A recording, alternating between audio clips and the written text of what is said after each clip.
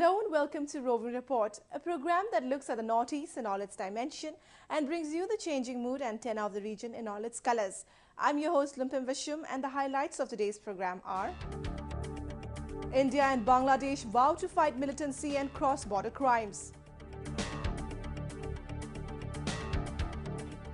Northeast showcases its rich culture and traditions at IITF 2013 in New Delhi.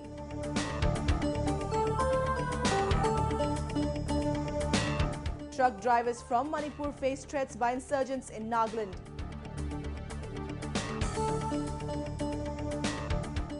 And 7th annual Tumchon football tournament attracts many spectators in New Delhi.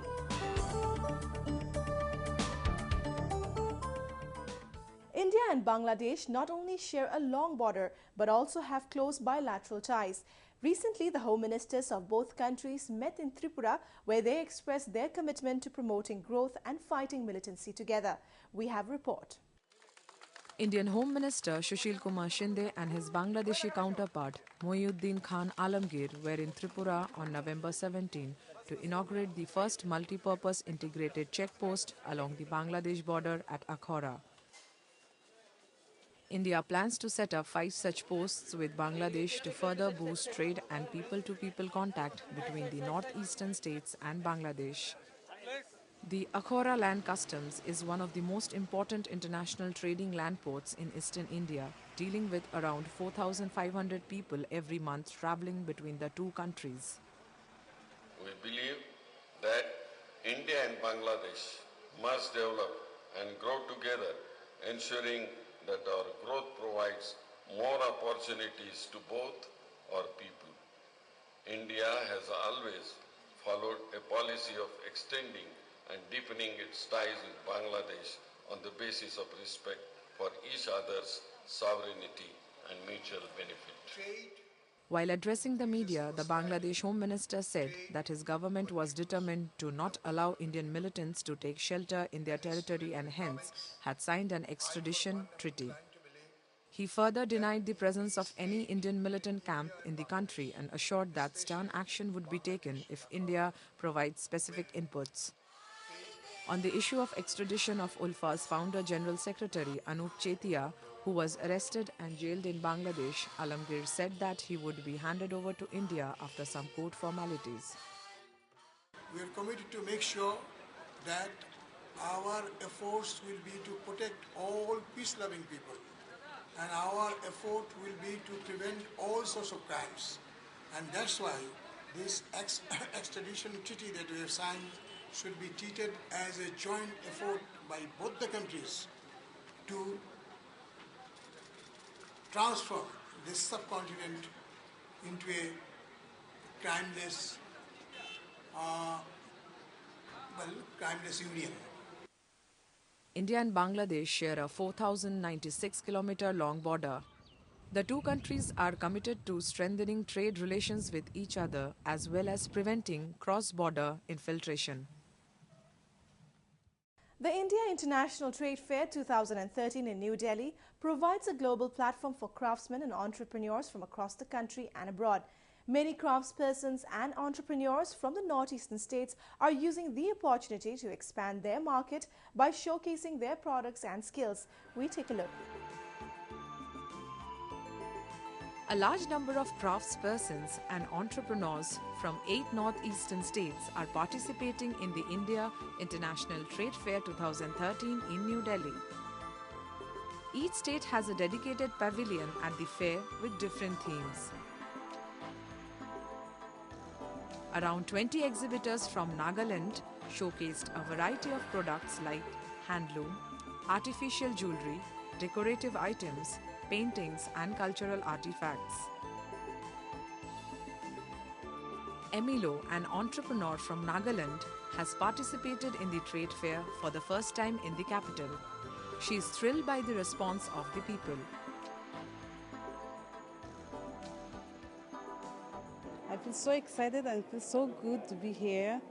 And just we are Nagas, we have already made for our hands, handicrafts and handloom that we are showing that people are so excited to see and they're purchasing. And I'm very thankful to the people they have They like our traditional products, but at the same time, they find it difficult to pay for the prices we ask for. And you know, it is quite unique. Our designs and our product is quite unique. So I think those people who know the quality, they really come and buy the things from us. Exhibitors from Tripura, Manipur, Mizoram, Assam, Meghalaya and Arunachal Pradesh also took part in the fair. Dressed in traditional attires, they also promoted the culture of their states.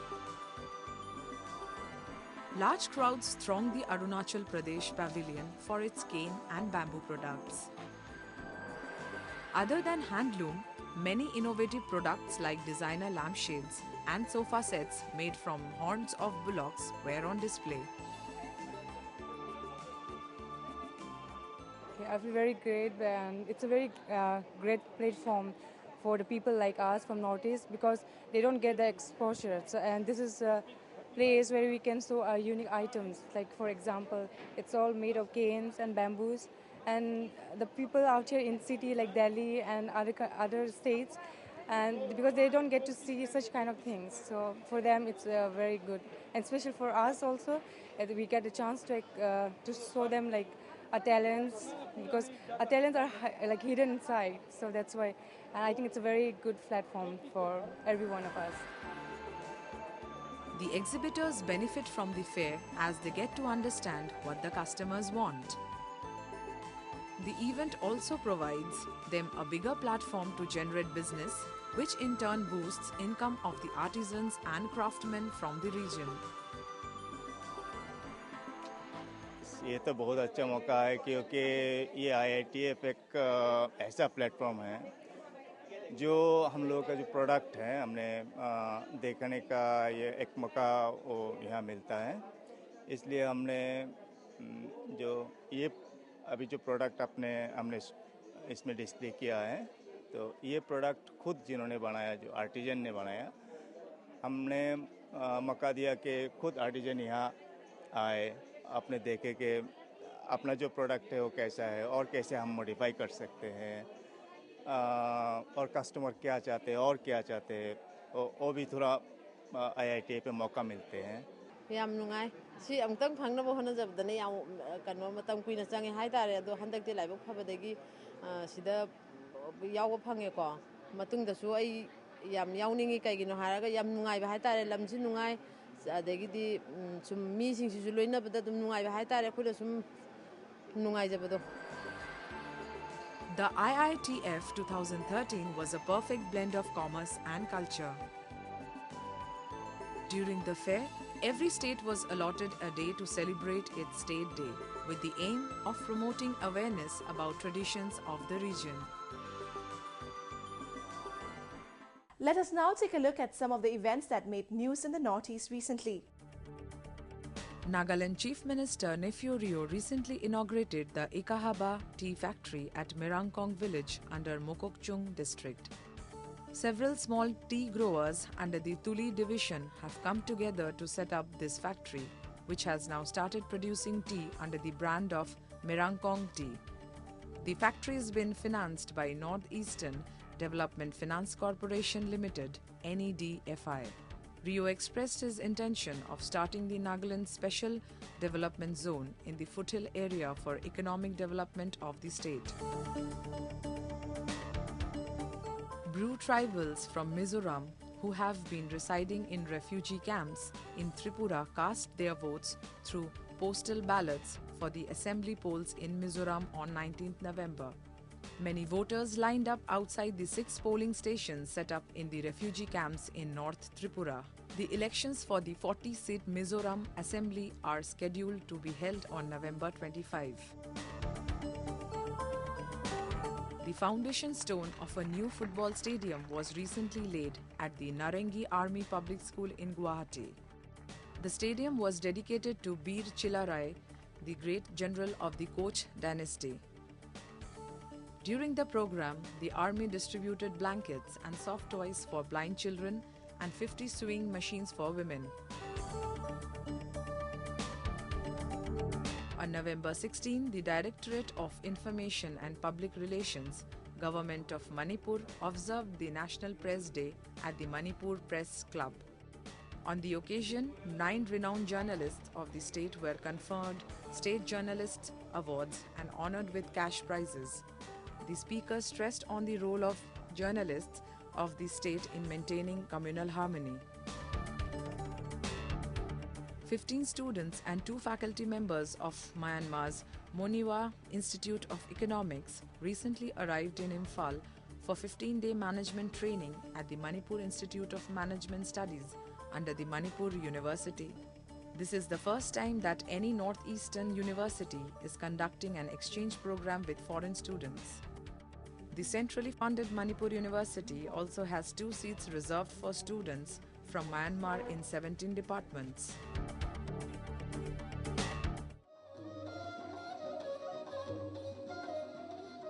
Recently, a 3-day-long tribal folk dance and music festival was held in Manipur. The event was organized under the aegis of the Northeast Zone Cultural Center, Dimapur, by the Department of Art and Culture, Government of Manipur. Artists from Manipur, Nagaland, Assam, Arunachal Pradesh, Meghalaya, Tripura, Sikkim, Mizoram, Andhra Pradesh, Odisha, and artists of EZCC Kolkata took part in the event.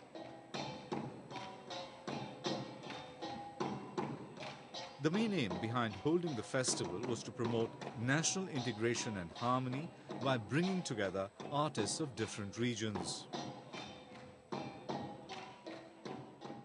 The militant outfits get funding through various illegal means like extortion, taxation and abduction for ransom. Recently, a Nagaland-based outfit abducted 2 Manipuri truck drivers and placed a huge demand for ransom for their release. A report. On November 3, 2 truck drivers, Toijam Mangijao Singh and R.K. Bharotsana Singh from Naran Konjil village in Manipur were abducted by insurgents in Dimapur. The abductors raised a demand of Rs 36 lakh for the safe release of the drivers and the vehicle. Suspected armed cadres of Naga National Council NNC Federal were reported to be behind the kidnapping. It's been over 2 weeks and the duo has not yet been released. Locals staged a sit-in protest at the Naran Konjil ground, demanding their safe release. It is very alarming. It is very alarming. I want to appeal to all the government side, mainly to the DGP of Manipur and to the DGP of Nagaland, that on these 2 lifelines, we have been suffered so much, a lot of suffer from the very past years.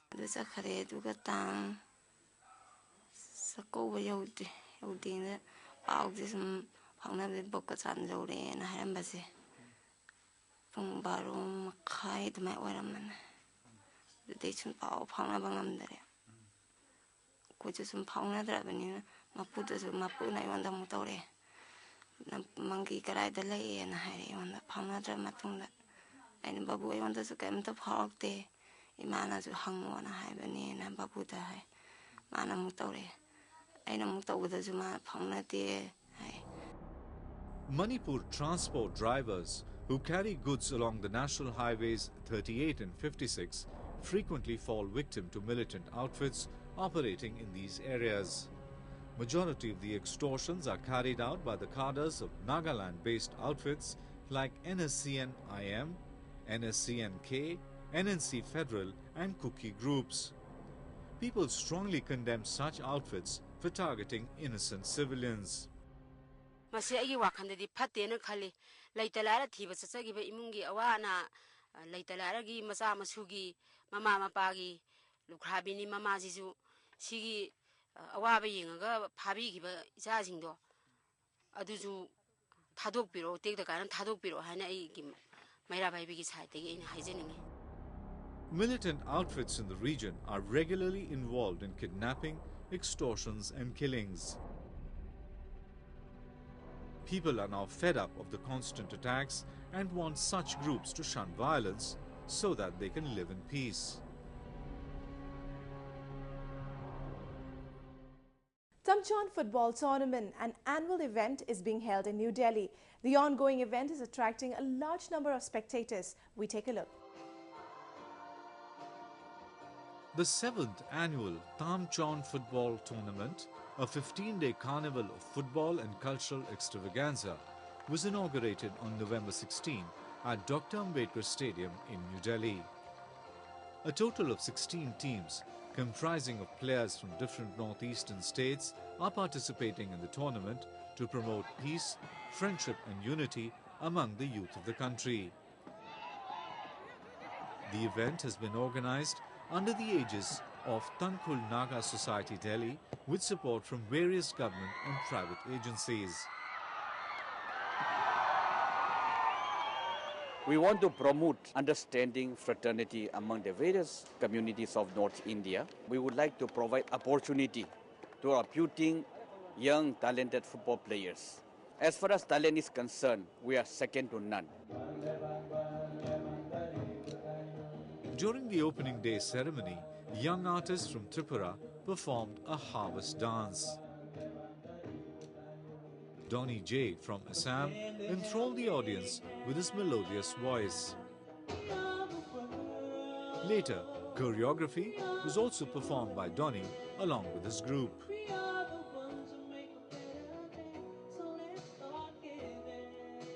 Platforms like these encourage artists of various genres like dancers and singers and the folk dancers even to exude whatever they have, the confidence and the talent that they have on a stage like this. I mean, it's amazing. You can still hear people they're playing over there. The football, it's basically based on football. So yeah, I mean, it's a wonderful platform altogether. I feel very grateful as we can showcase our tradition to all over the people and even from Northeast they can see our rich cultural dance. So it's a very nice feeling, and we can also gather here and meet different kinds of people. So it's nice, I can say. The main attraction on the opening day of the tournament was a match between Zeliangrong Football Club and SSPP FC. Good skills complemented by intense competition between the teams were witnessed on the ground. Zeliangrong FC won by 2-0 over SSPP. We are so excited about this tournament. We are the defending champion and we want to win this year also. So we prepared well, and of course we have most of our players this year are new. Unlike previous year, we used to call our seniors again, but this year we have maximum new talent, and we're so excited in the first game with all these newcomers, and still we could manage to win the game. This Tamchawn is the big scope for the new talented player. No, actually, most of the Delhi coaches and managers are seeing our game, so they actually we are seniors, so they told me that some talented player needs for Delhi League, for playing I-League, Santosh Trophy, for represent that seniors, no.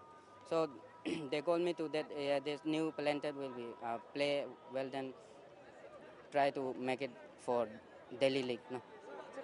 So I think this Tamchawn is a very big scope for talented players. The holding of such events promotes peace and unity among different communities and also provides a platform to players from the Northeast to showcase their skills. The Northeast is home to a number of tribes, each with their unique festivals. Recently in Nagaland and Meghalaya, people came together to celebrate harvest festivals with gaiety and enthusiasm. Take a look.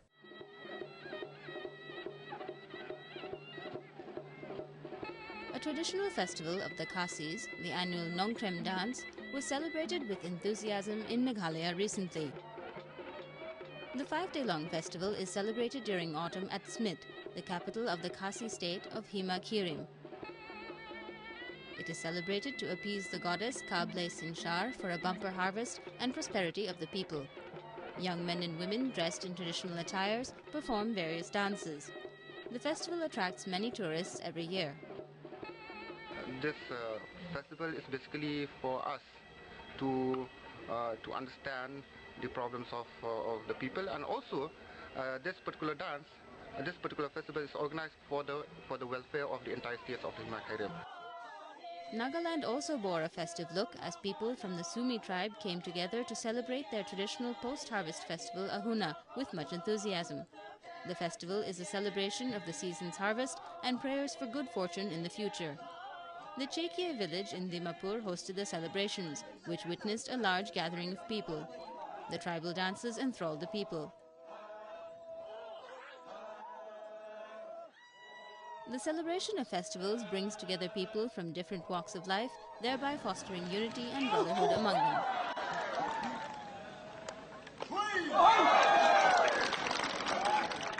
With that, we've come to the end of this episode of Roving Report. I'm your host Lumpim, signing off. Do send in your feedback and suggestions to roving@anin.com. Goodbye and see you next week.